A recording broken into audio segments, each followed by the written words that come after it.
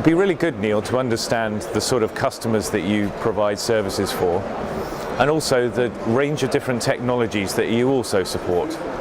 Essentially, the technologies that the Co-operative Bank cover include all of the main established renewable technologies. We cover prolifically land-based wind, hydro, both run-of-river and pump storage. We cover biomass, we cover combined heat and power throughout the United Kingdom. The lending that we do is governed by the owners of the bank. We're fairly unique in that we don't have traditional shareholders. We have the members of the co-op own the bank. They dictate the lending policies.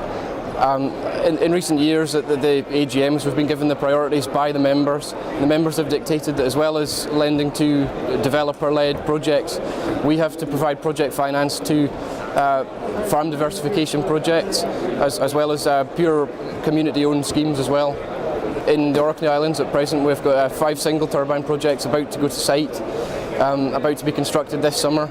Each of these is entirely owned by the islanders, giving the islanders a unique chance to generate sustainable income during a time when local authority spending in particular is being reined in.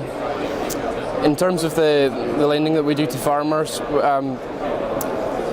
we bank everything from a single 800 kilowatt turbine upwards. A typical lend size would be between anything from 1 to 25 million. We operate right the length and breadth of the UK. You mentioned $1 million there. Is that the sort of minimum scale of financial loan that you would want to provide?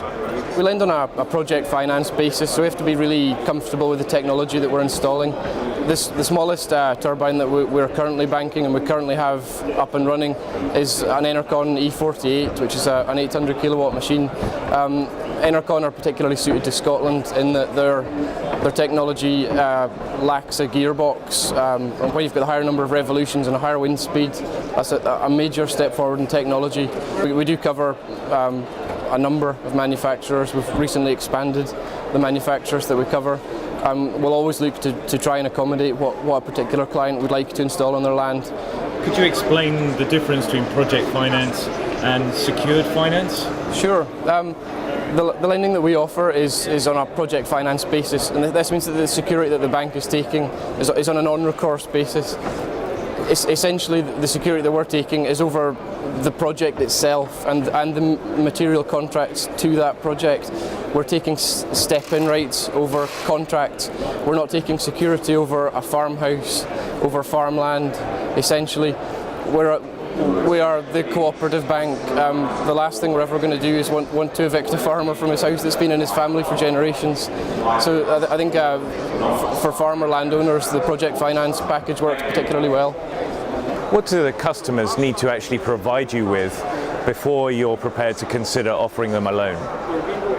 We can offer advice right from the beginning of the process, but we can only really become seriously involved once a project has its planning consent granted and once it has a grid connection offer as well. At that point, it's ideal if a client comes forward with the documents detailing planning conditions, detailing the grid connection offer, as well as any quotations they've got from turbine manufacturers. We like to build up a financial model as early as we can, and that enables us to be able to put an offer together, and we can state in clear black and white exactly the terms on which we propose to do business quite early on in the process. And we're perfectly happy to do this financial modelling and to provide help and assistance and advice on consultants and things like this all the way through the process. So your contact with potential clients might be right from really early stages in a sort of the assessment of the idea. Absolutely. Here at All Energy, we've had a number of clients coming forward who are pre-planning. They're essentially, they haven't chosen their technology yet.